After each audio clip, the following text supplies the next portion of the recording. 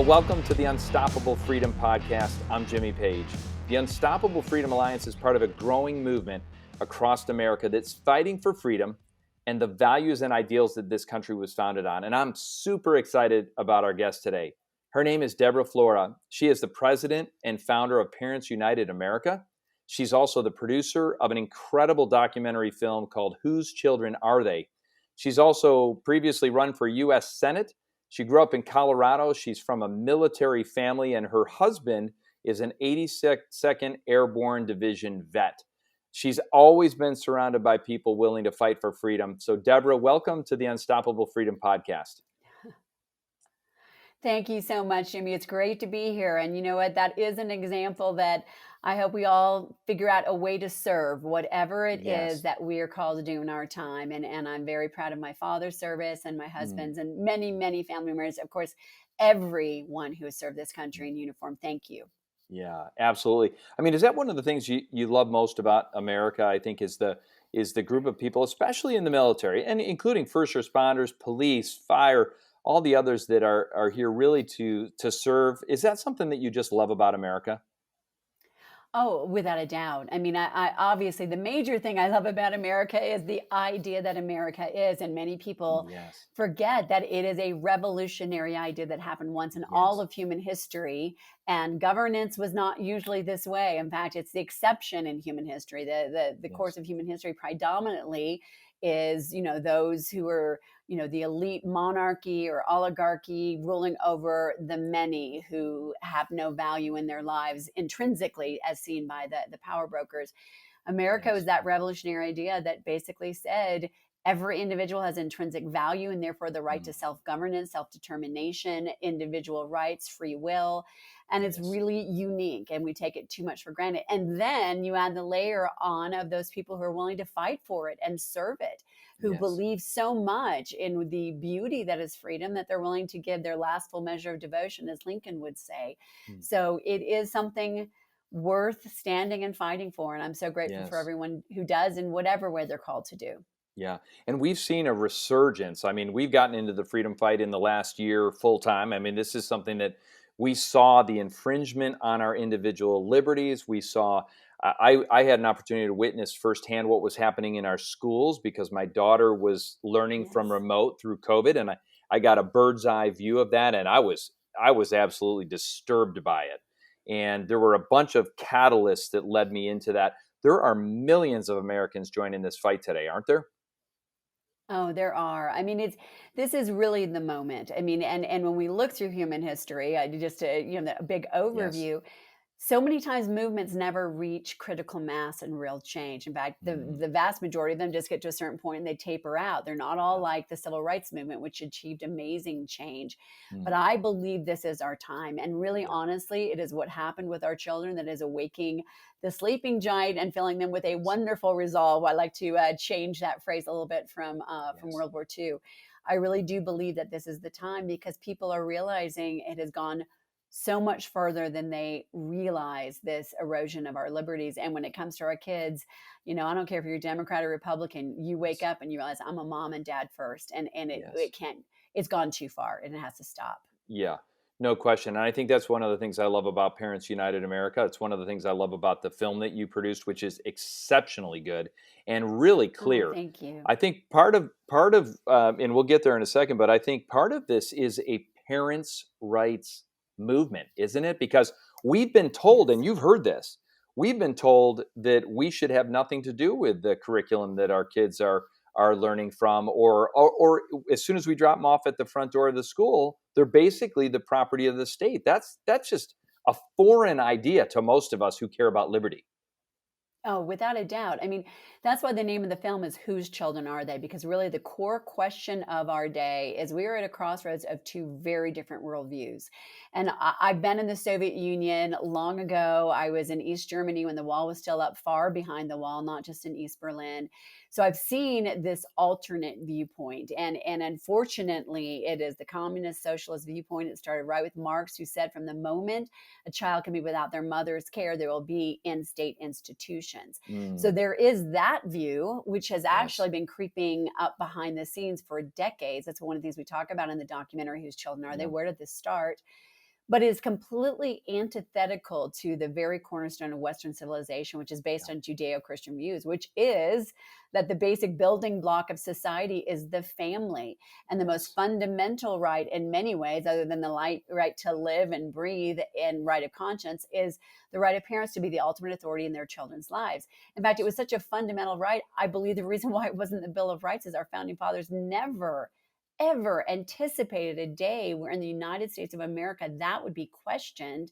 And what we'd be seeing is this clash between freedom and Marxism. It is that simple. Yeah. Isn't it amazing too? Because I think you're right. If we could transport the founders into modern day and then let them look at what we're debating, whether it's religious freedom or whether it's parental rights or whether it's the value of the family, I think they would be just shocked by where we are. They would and be. the absolute misinterpretation or absolute changing of the Constitution and the Bill of Rights. I think that's the stuff that really gets us most fired up. Oh, it does. It does, because there are rights that are absolute. They're not given by government. They cannot be taken away from government, but we've let them. I mean, and I'm not blaming anyone, but the reason why there's a parent uprising is until now, a couple of things were happening. Parents are so busy. There's no condemnation on parents. I mean, many are two working families or single moms, and it's just enough, it seems like, to get your kids to school, go work your job, come back, get them to activities, and then just have a little downtime. And you combine that with the fact that most parents had absolutely no idea that the curriculum being taught today to students is so incredibly different than what they experienced. Everything from, sex education, the strawman arguments, we don't want that. Well, we all grew up with reproductive biology. We thought that's what it was, not explicit, age inappropriate, rather pornographic sex education. Nobody knew that was happening because nobody anticipated it. Or CRT, which, I know, Jimmy, is just an extension of Marx's critical theory, and they just slapped race on it.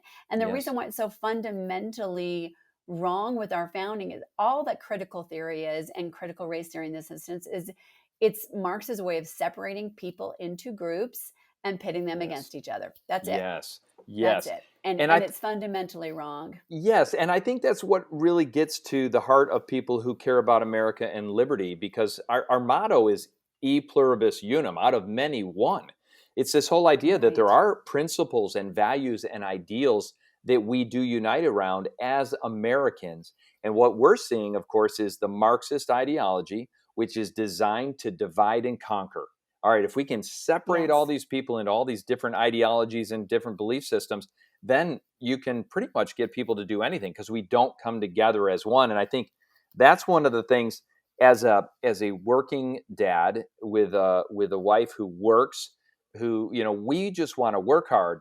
We want to provide for our families, and we want to enjoy the freedoms and the God-given rights that we have. What we don't want to do is play the police on what our kids are being taught. We had certain assumptions when we drop them off at school. We had certain assumptions of what they were being taught. I'll give you a 30-second story on how this came to light for me. COVID was happening. Schools were closed. And I do want to talk a little bit about why schools were closed, because I think it was one of the worst decisions we've ever made in American education. But I remember being with my daughter, and she was on a Zoom call, remote learning, as a junior in high school. And they were talking about current events, and she was weighing in with a different perspective, a different idea about COVID, a different idea about politics.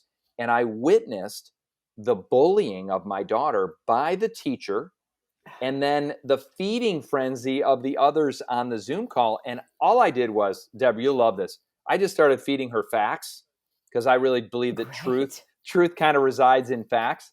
And I would give those, and then she would share them. And I just watched how they picked it apart. And I was appalled, because I never would have known the political persuasion of a teacher growing up. I never would have known probably even their religious beliefs. It was none of my business, especially not gender or any of that ideology. Did you get exposed? Was that a catalyst for you to really get in and do this film? Yes, without a doubt. I mean, what you said is right on the money. I mean, what's interesting is we're not the ones that want to dictate a political ideology. We want our students to go to school to be educated, not indoctrinated. And at the same time that is happening, here in Colorado, for instance, less than 40% of students are actually proficient in reading, less than 30% are proficient in math. That is what we expect. And the real teaching, full, unadulterated, unfiltered teaching, age appropriate for students. We're not the ones that are pushing false history in the 1619 Project. So all these straw man arguments. But what got me activated, Jimmy, was about 3.5, 4 years ago now, when they pushed comprehensive sex ed through on the very last day in the legislature in Colorado. I was one of hundreds of parents that waited 12 hours till about midnight to testify.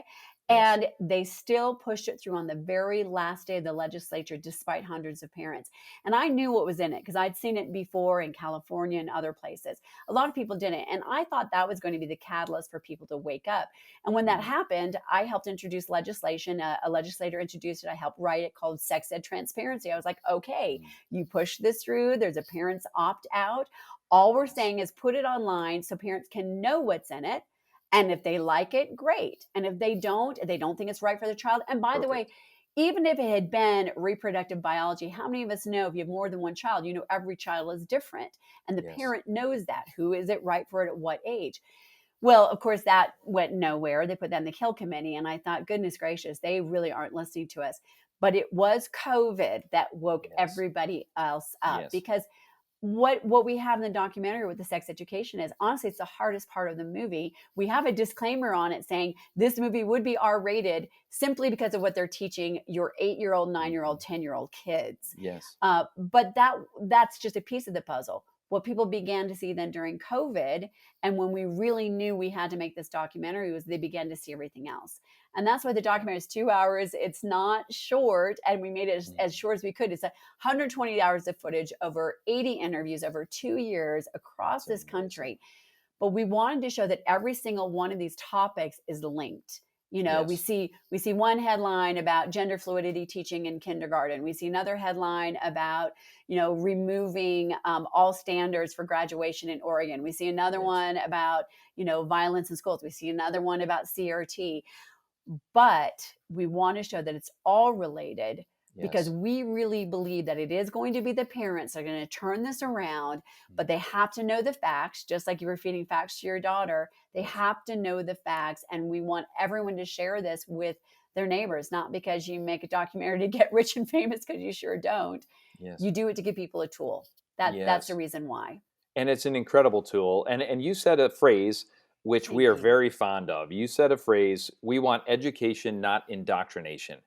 And that does, it captures a ton of this movement, right? We're sick of watching our kids being taught what to think. And we want them to be able to have critical thinking, right? We want them to be able to weigh different opinions and weigh different facts and make their own decisions.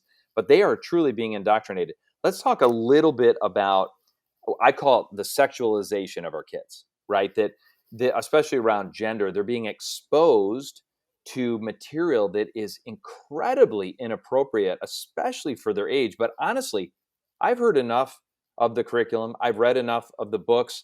It's uncomfortable for me to read. And I'm a grown man, let alone a 5-year-old or a 9-year-old or a 14-year-old that's being exposed to this. Tell us a little bit about this hyper exposure to inappropriate content. Yeah, boy, we've all seen it coming for a while. It's been in the media, it's been a lot of different places. And what's so ironic about this, Jimmy, is we all know the moment that any of our kids get some kind of a smart device or anything connected to the internet, what's the first thing we do? We put filters on it. We put safeguards on it because we know what is out there. And the very thing that if someone tried to reach a minor, and especially a young child, online, they could get arrested for it. Then you find out that very similar things are being taught in school. And in many schools, they actually have to lift the blocks and the filters in order to be able to teach this. By the way, if we just made schools adhere to obscenity laws, this would all end. I mean, in our portion of the documentary, Whose Children Are They?, where we talk about sex education, they get around age appropriate by making something animated or making it into a game. There's literally a pornographic animation whose sole purpose was supposedly to show why pornography is wrong. Well, you're animating it, you're showing his pornography to say it's wrong. It is inexcusable. It is. And it's a hard part to watch. And we filter out a lot of stuff because we had to make it palatable. Yeah. But this is the sort of thing that we need to look at. This is sexualizing of our children. We're Yes. not prudes. We're not against reproductive biology and good health. But the other thing that people don't realize is children around the age of 8 and younger have something called really concrete thinking. You tell them something, they're going to believe it. That's why it's the age of wonder with Santa Claus and Easter Bunny and all of the Tooth Fairy. That is why more and more of this is directed by design at children at such a young age. Where if you tell them you could have a boy brain trapped in a girl body, they don't think analytically. They're like, okay, I guess I might. It's only after that age that they become analytical and say, well, maybe that's true of Billy. It's not true of me. And let's just put this in perspective. One day a kindergartner may think they're a Cocker Spaniel. The next day they may think that they are Superman. The next day they may think they're a boy. I had 3 older brothers. Yes. I wanted to be Superman and didn't understand why I had to wear a shirt and my brothers did. That was just getting to be a child. Yes. But if I were in that situation today, they would be shouting from the rooftops that I had gender dysphoria. No, I thought Superman was cool because there weren't a lot of other cool things. And the next day I wanted to be a princess. Yeah. To me, the saddest part when you see this, not just in our education, but even in places like Disneyland, you're like, why do we have to rob our children of the age of wonder, the age of make-believe, the age of innocence? And then when there is that percentage, which is usually historically about 0.03% of the population that actually is experiencing gender fluidity, gender dysphoria, whatever you want to call it, let's talk to those children. But to teach children to be kind to one another, you don't have to indoctrinate them about anything. That is the straw man argument on their side. They're like, oh, we have to teach kids to be kind to one another. Are you kidding? If Susie is Catholic and she has ashes on her forehead, be kind to her. If Saeed is Sikh and he's wearing a turban and never cuts his hair, be kind to him. If Billy becomes Susie, we can debate that one way or the other, but let's say that happens, just be kind. That's it. Yes. So you don't have to indoctrinate children or rob them of their innocence. This is where I think we can all come together. Yeah, I think that's right. But I think there's this tremendous spirit of confusion, right? We're giving kids information that they don't know how to process. They don't have the capacity to process. Like you said, that's the first time actually I've heard someone say that they have concrete thinking. If you tell them something, they're going to believe it, like Santa Claus. And I love that, right? Because now they're using their imagination. What we're doing now is we're creating tremendous confusion with our kids. But and honestly, Deb, there's a lot of people that just don't believe this is happening in their schools. They still don't. They still call me and they say, is this happening in my school? I'm like, I'm telling you, the answer is yes.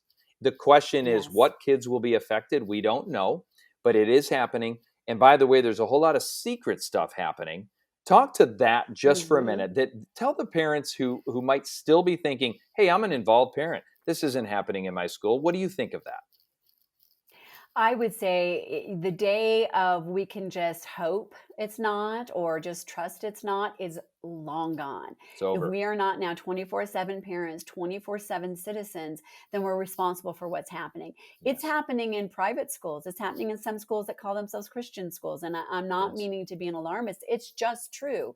First of all, it's where the textbooks are. Secondly, look in your library. Do they teach in preschool the ABCs of, I don't know if they call it wokeness or equality, where B is now for bisexual or whatever it is? It's coming in some capacity. And then you'll have people say, oh, we're not teaching that. That's not a class. No, it's a lens through which everything is being taught. So even true. Like CRT, for instance. CRT is not a class, and they'll say, oh, it's a college level theory. Yes, but they're putting everything through that lens now. It is happening in schools where they're telling children, okay, look at your skin color. Are you lighter or are you darker? Do you have more melanin or less melanin? They don't use that terminology. I like to use it because that's really all it comes down to. And they'll say, well, you are more privileged. You are the problem. In our own school district in Douglas County, Colorado, they swore that the educational equity policy had nothing to do with CRT. Until a teacher training was leaked. We were not supposed to see it. Everything in that by the Gemini group was teaching teachers training them to then teach the children. And it was all critical race theory. Not only that, not only they were saying white cisgender Christian males are the most woke and the most culpable and therefore the most evil and oppressive. They also said that parents were dissenters and they were teaching teachers how to get around our knowing. If you think it's not happening, watch the documentary, Whose Children Are They? Talk to anybody. And then also ask this question, by the way, are our school board members funded by the teachers unions? Because if they are, that's who they're working for. It's time to be savvy. We are our children's protectors. Yes. It's amazing what you were just talking about with CRT, right? CRT is again, it's a Marxist ideology. It's rooted in this idea that there's oppressors and victims, and it's all based on external characteristics. And in America, the socioeconomic argument for dividing us didn't work because there's too many people, regardless of race, that are wildly successful. And we do have equal opportunity. So it didn't work. So they had to pick another way to go after this. And they picked race because it's visible and you can see it. Talk a little bit about this idea of intersectionality. And the one thing that's making me crazy right now is equity, is this rush to the bottom, right? It's this, we're trying to make all of the outcomes equal. Talk a little bit about equity versus equality, or even versus excellence. Yeah, without a doubt. So what America's always been about is equal opportunity. And by that way, that doesn't mean that some people are better than other people, but we all know somebody may be brilliant in math. Another person is amazing with their hands and could be the welder that we desperately need in our times. Another person could be very artistic. Another person is athletically oriented.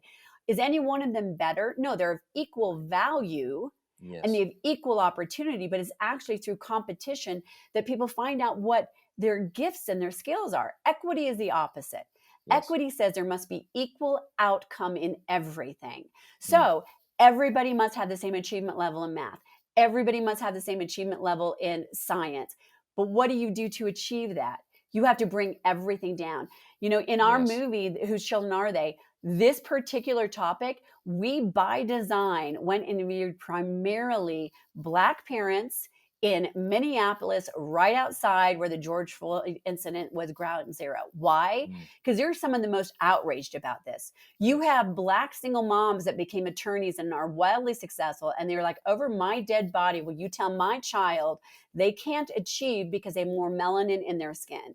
Honestly, when we had Robert Woodson, who was one of the civil rights movement's activists at the time, he called that neo-racism. It is exactly what it is. This is not white people saying this is bad. This is everyone should say, you're telling us we have to get rid of standards, AP classes, honors classes, because we have to have equal outcome. And their argument is that fewer minorities get into those classes. So they're actually saying it is the skin color of the child that dictates whether or not they can achieve. But in order to make this work, which it doesn't, some of the greatest unkindness and injustice has been to children of an Asian descent. Now, it doesn't mean they're smarter. There is something in the culture of that family that says you are going to put academics number one, but you're overachieving. So places like Harvard are going to actually discriminate against you. It doesn't work. At its very heart, it doesn't work. And what it does is it takes away the individuality of every child. Look, you know, I was a National Merit Scholar and a President's Scholar, but I was sure glad I did not have to take math after my junior year in high school. That's just the reality. You know, it doesn't mean and by the way, that is the greatest service we can do to for our children. Let them know what they're really excel at and what they don't excel at. You know, I studied opera. The world will never be a lesser place if I don't sing professionally. It's good for me to know that. I'm not going to waste my time, you know? We're all thankful. Exactly. Thanks for telling us that now. Yes, indeed. Indeed. So that's the reality. We need to understand equal intrinsic value of every beautiful child, equal opportunity for every one of them to excel. But equity says they all have to be exactly alike. That is counterintuitive to how every individual is created, and it's why it leads to the greatest suffering of humankind. You want to see equity in action? Go to the Soviet Union where I was, or any communist country now, where children are told what they are going to do, not based on their skill Oh, or yeah. their talent, but by the need of the society. That's what it Yes. comes down to, the dehumanization. Isn't it amazing? Because we believe that in our God-given rights, right? We believe that each one of us has been created by God with incredible potential and purpose, and certain gifts and talents and strengths that really is a process of discovery, isn't it? I mean, I Yes. think in terms of as a parent, I think in terms of helping my children discover what they're naturally good at, what they love to do, and then help fueling the fire so that they can maximize their potential and really make the most important contribution they can to their family, to their society, Yeah. to their community, to their school. And that's what we're counting on, right? That's all about excellence. And I've seen these schools that are eliminating grades. They're eliminating the valedictorian, uh, differentiation. They're basically removing all reason to try and excel at something and to compete and to Yes. explore your best. Why is that? What's the outcome of that in the end? Well, the outcome of that is mediocrity across the board. You absolutely just destroy young people's desire to dream and achieve. I Mm, saw it in the Soviet Union. If everybody is equal, and everybody is equal, in equal yes, value, let's always be clear yes, about that. But if yes. everyone is going to have exactly the same outcome, then everybody has the same playing field. So what happens in a society like that? Nobody achieves anything except for the oligarchy elite. There will always be a ruling elite in this scenario. That's the ultimate goal, those Mm, who tell everybody else what their place is. But let's say, we even saw this, by the way, in the very first, landing on Plymouth Rock yeah, before the Mayflower Compact, where they basically said, okay, as Marx would say, from everyone according to your ability to everyone according to your need. Okay, what mm, happens when that happens? Those who are naturally desiring to work hard and achieve, work until they realize everyone else who's sitting around mm, gets the same amount. So then you eventually go, well, why would I even bother? After they tried that with the very beginning of those who landed here in America, yeah. they almost starved. And then they Yes. realized, you know what, wait a second. It's also okay, by the way, if those who want to work so hard and achieve this level, whatever, and those who are really okay with, you know what, I want to work this amount of time. I want to just come home and be with my family. I want to just, Yeah. who are we to say either one of those is right or wrong? But you That's take away motivation for those who want to mm, excel at something. You take away the discovery process, as you put so well, for people to find out what it is that they're designed to be excellent at. Even it's yes. being excellent at serving other people, which is a beautiful thing, or being behind Yes. the scenes, or being, other kinds of giftings. And Yeah. then you bring everyone down. It's Mm, why you want to destroy a country. You look at Venezuela, one of the most naturally rich nations when it mm, comes to gas, minerals, all of that, was flourishing, was one of the wealthiest in the Western Hemisphere until socialism took over. And now people are starving. You yeah. take away the ability to advance, you take away the motivation to advance, you take away the intrinsic value of each person. It's dehumanizing. And Yeah. we cannot let it happen here. Yeah. Anyone who's watching, if you wonder if it's worth it to make a few waves or stand up or do the extra work, the alternative is unthinkable. It is Yes. unthinkable. I've Yes. seen it firsthand. Many of us have seen it. It's unthinkable. We cannot let it Yeah. happen here. Yeah. Every single person that I know in a country that has a socialist system is praying for America right now, Yes. that we absolutely reject socialism, that we reject its cousin communism, which is even worse. They're banking on America standing for individual liberty, standing for our God-given rights, because they know if we give up this system, the entire world is going to suffer like we've never seen before. And they've been under Yes. this for so long. Yes. They talk about the malaise of people, not no incentives to work, no incentives to strive for excellence. Yeah, when I was in the Soviet Union, I went with Youth for Mm, Christ International, yeah. and we went on a mission trip. We ended up being there when the coup happened. Mm, What happens when you take away people's desire, motivation, ability to better with themselves? It's not yeah. greed, but we all have design in Yes. ourselves to want to live with purpose, to live with passion, to Yes. to provide for our families, to work hard, to see the reward of our labor Yes. and the other side is the consequences of our actions. Well, when, goes hand in hand with Marxism is atheism. So what happens in a country like that? Drug abuse, alcoholism through the roof, despair, it's just, it is a bleakness of human existence that we cannot let happen here. I think, Jimmy, about, and I'm going to memorize this quote, but I don't have it memorized yet, but it's by Reagan. And he basically said, it's his rendezvous with destiny. We have a rendezvous with destiny. He goes on to say, we will fight for our children, our children's children, or we will basically condemn them to 1,000 years of darkness. Yes. He's talking about socialism. Yes. And we can't do that. We're how many more years beyond when he said that? Now we are responsible because we've seen it. The only silver lining of COVID was we saw what our children are being taught. We saw the agenda that's been happening ever since John Dewey in the early 1900s, who was an atheist, a communist, and the father of modern education. We've seen the fruition of it, and we have to stand up now and say it goes no further. It goes no further. Yes, and I think that's why we're so passionate about fighting for this, right? About showing up at school board meetings, about understanding the ties and relationships behind the scenes. Let's go back to the whole gender confusion that we're creating in our schools now, because this is one of those areas that is really it's depriving our kids of a real education, right? About the things that are going to help them be competitive. It's creating unbelievable confusion. Right. We've heard the stories, right, of people in Colorado. We know the same people whose children have been damaged by this indoctrination. And it's subtle, right? Because they're also saying this, and I really want you to talk about this. There are secret conversations happening between adults and children, between teachers and administrators and children, and also outside groups. Help our parents understand that, what's actually happening there.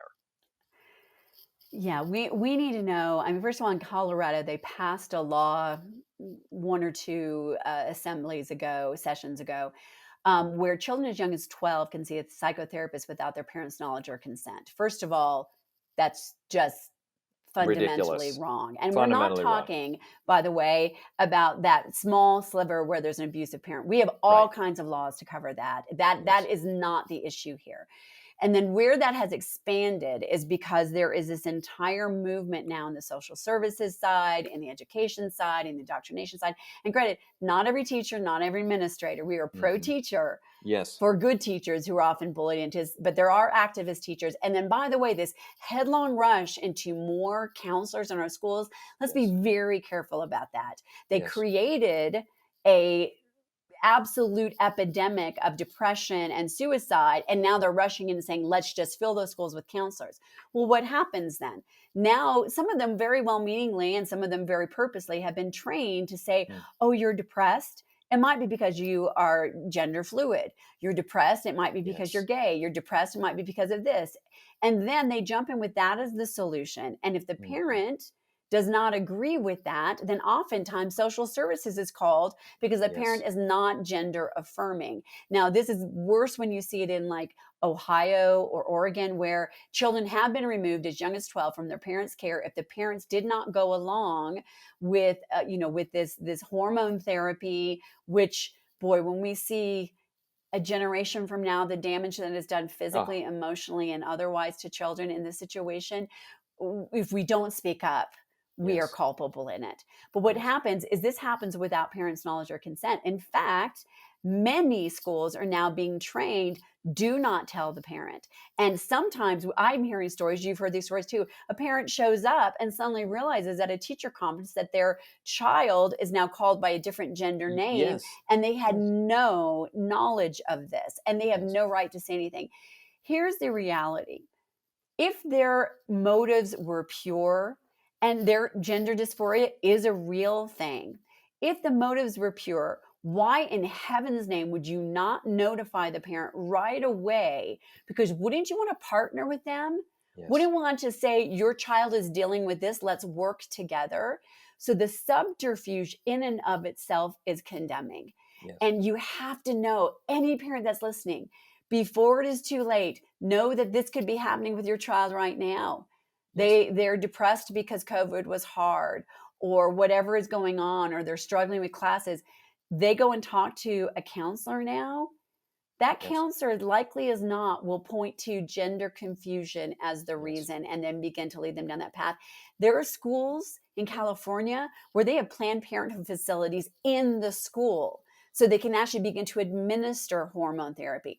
So here's the thing. I usually feel like the bearer of a lot of bad news, and we have to know the bad news. When we made the documentary, people were like, are you excited it's coming out? I'm like, well, I actually feel like I'm inviting a lot of friends into my living room and saying I've got bad news for you. It's not like a light and fun topic, but we have to courageously look at it. Yes. And then we have to take action, and then we have to be encouraged, because guess what? It took them decades to get there.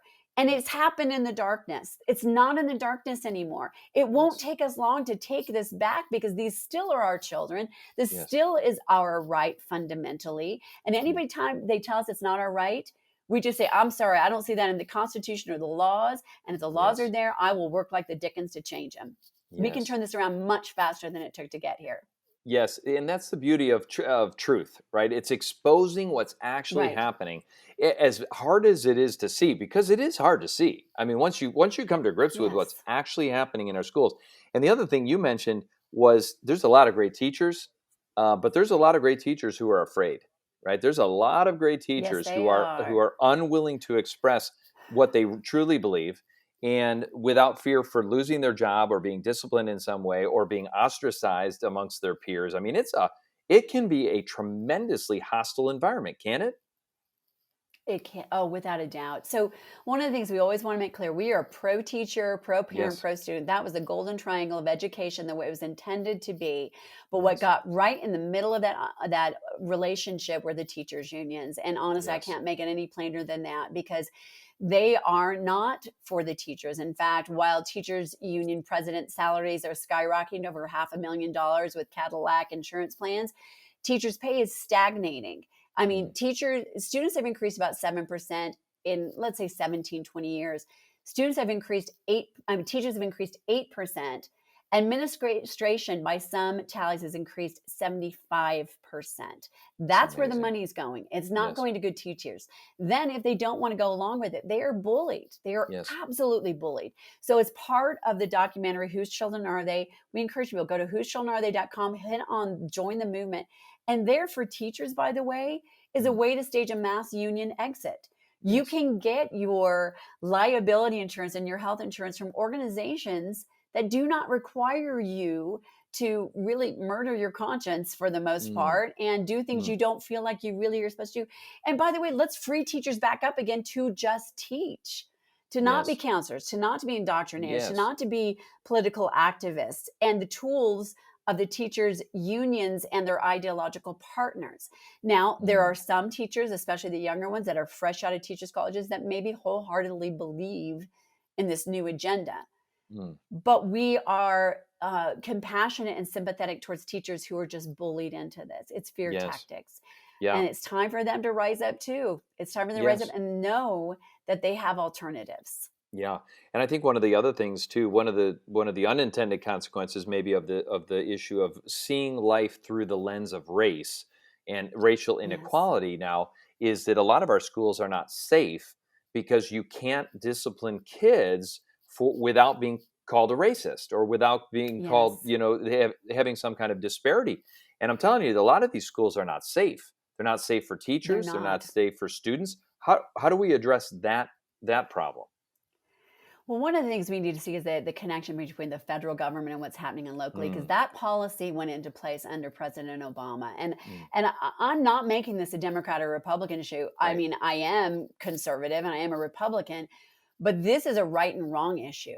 So what a lot of times happens, they look at what they see as an inequality and inequity, and then come up with a policy that doesn't work. It makes no sense. It makes the problem worse. So even if they start with good intentions, I think some of them do. I think many of them don't.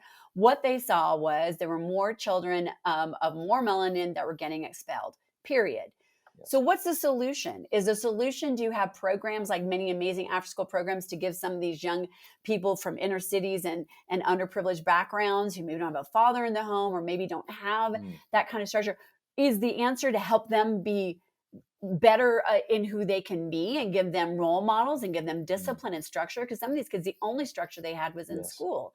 No, Yes. their solution was, let's make sure that we bring these numbers of, disciplinary action down on a purely race-based situation. And what did that do?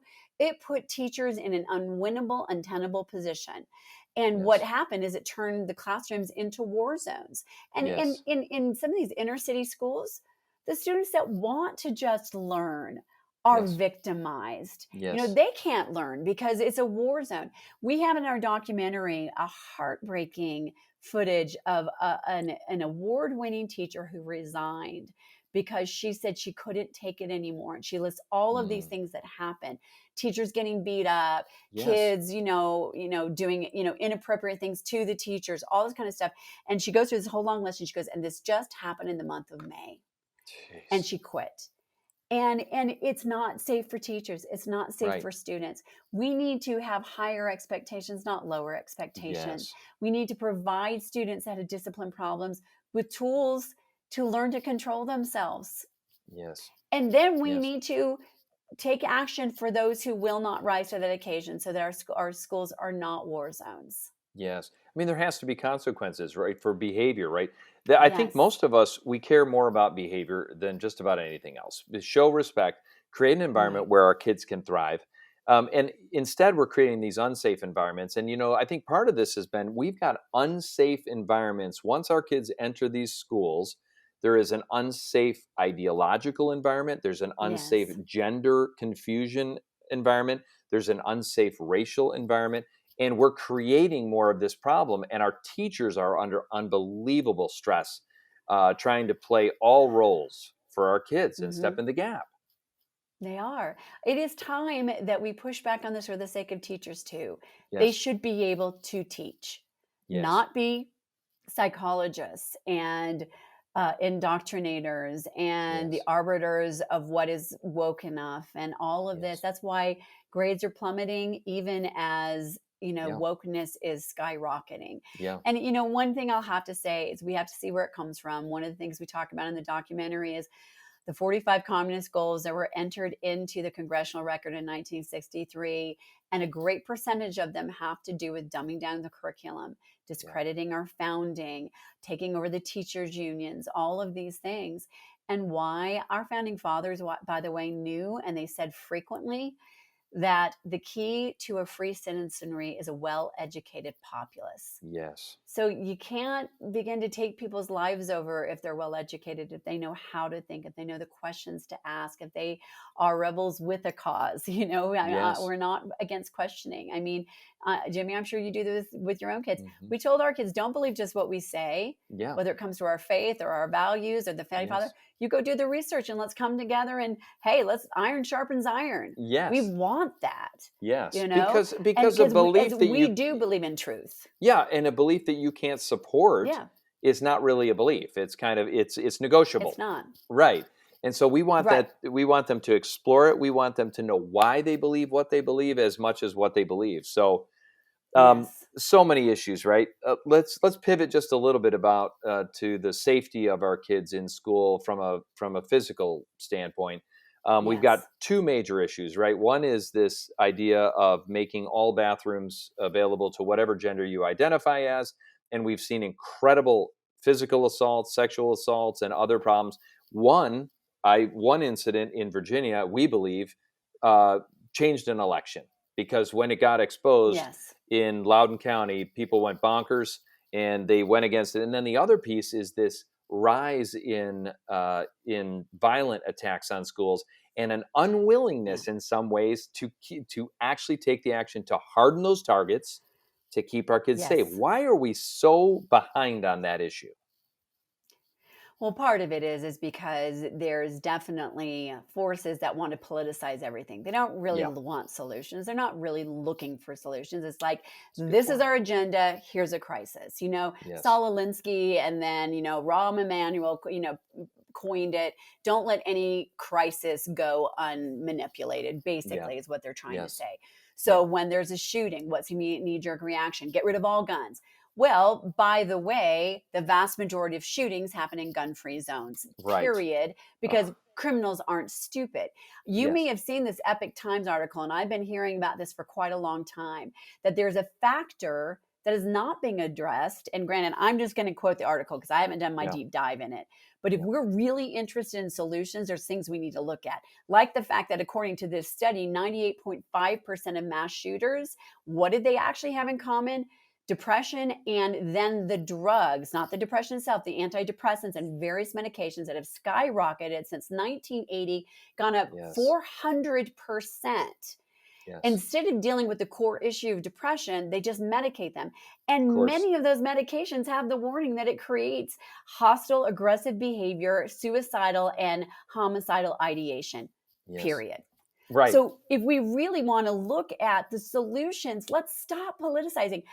I've become good friends with John and Maria Castillo, whose son Kendrick was the hero of STEM, where a student should never have to be the one to put his body in front of a shooter, but he did and gave his life and saved so many. We have talked about the fact that those two students had a history of violent and troubling behavior. One in particular who was moved from one school to another. The records didn't follow, all in the name of protecting that student. If we just actually wanted solutions. I mean, what I was leading to with this is I was so heartened, by the way, the students at STEM, when the vigil would turn into a political rally by Moms Demand Action that wanted to make all about gun control, those kids stood up. Some were pro Second Amendment, some weren't, but they recognized when they were being manipulated. And they said, we are not pawns. We will not be used as pawns. And they left. We had Meadows' father, Andy Pollock, in our show, in our documentary, Whose Children Are They? Meadows' own brother was not allowed to speak at the vigil because CNN looked at his speech and it wasn't anti-Second Amendment. So we have to start with, what is your actual goal? Is it to politicize or to find real solutions? The solutions are actually not that hard. Look at the skyrocketing use of all kinds of pharmaceutical drugs. Now, some are amazing. I'm not against medication, but there is a trend here. We are medicating and not treating the root issue of depression. Okay, what about actually making our schools secure? Not having all the doors open. How about having at least SROs and possibly more than that? Hey, I'm actually not against very well qualified, trained staff bearing arms. Our daughter had a Marine for an English teacher. You better believe he has a right to defend himself and the students instead of being just a human barrier at best. There's all of these different things, Then you go to the safety. You were talking about same-sex bathrooms. You know who's a very odd ideological partner in this? Radical liberal feminists who were fighting ever since the 60s for Title IX, for girls' rights in sports, for safe spaces. Here's a simple solution. If there is truly a student in high school who's dealing with gender confusion or transitioning or whatever, I'm not going to get into litigating that. How about giving them a safe space to change, a private bathroom for anyone who doesn't feel comfortable changing in front of others? That's the solution. Not making 14-year-old girls shower next to anatomical males. Who is that good for? Period. So, there are real solutions if we actually want to solve the problem and not politicize it. And we can respect a variety of different opinions about this, right? It's not that we have to agree on certain issues. Like, I think about the biological men competing against biological women in sports is an absolute no-brainer. You can't even deny the science. You can't deny the physiological advantage that a biological man or boy has over a biological female. Absolutely. And now we're starting to see parents advocate. By the way, parents are afraid. Parents are afraid to advocate for their young daughters who are in these universities who are losing opportunities. The kids have been told by administrations, especially at the university level, not to say anything against the prevailing narrative of the university. And now they're finally speaking out because this is a winner. Nobody believes this is okay, right? But it's taking people rising up and courageously speaking against it. It is. And we're at this point now we're at the point where we have to ask ourselves, am I more afraid of backlash? Am I more afraid of being ridiculed? Am I more afraid of losing a few friends than I am at standing up for the safety, the innocence, the future of my children? One of the reasons why I've gotten so engaged and even ran for the U.S. Senate is we've got kids going into college now. I cannot stand the idea that I would have to look them in the face and say, because you've already had COVID and weren't vaccinated, you may never be able to pursue your dream playing college football or actually getting to do. Who's responsible for that? At the end of the day, we are. And here's the great news. Anyone who's listening that's afraid, I promise you, for the 2 or 3 people that are going to say something mean, and it's almost like, schoolyard, you've got cooties, and they run away. They will call you a racist. Honestly, it's all they have, and it's not true, and everybody knows it. Yes. For every person that does that, if you stand up and stand your ground, you will find hundreds more that will step forward and say, yes, finally. And we are in the majority. The only reason why we have been put in this position is because that fringe minority is loud, vocal, and tries to intimidate good people. If we realize we're in the majority, and I'm talking across party lines. You look at, as you were talking about the whole transgender sport issue, vast majority of Americans, 70 to 80%, agree it's wrong, agree that there's better solutions. We just have to show up and speak up. The time of being silent is long gone. Then we're culpable. We're culpable. Yeah, no question. It's our time. And I think it's an opportunity to teach our kids what real courage looks like, right? Because courage is not, it's not doing something when you've got everybody on your side. It's doing something regardless of how it comes back at you. It's taking action in the face of some fear that something could happen, but you're standing for righteousness. You're standing for what's right and good. And I'm telling you, I want to empower kids. I want to empower kids. I want to empower parents to be able to take the action and not worry about the names that they're going to get called. Agreed. And, that's one thing I want to make sure we touch on. The solutions are there, and they're actually not that hard. And listen, not everybody's somebody that's going to speak up at a school board. Maybe you go speak up at a school board. Maybe you just go and you support those speaking up at a school board. Maybe you're the undercover mom, like a couple moms I know who signed up to take training for teachers over the summer and recorded it. They got to sit in their living room and become the new journalists. Maybe your job is getting out there and making sure the right school board candidates get elected. Maybe it is just speaking up and letting your other, neighbors know. One of the reasons we made the documentary is because next year is a school board election year.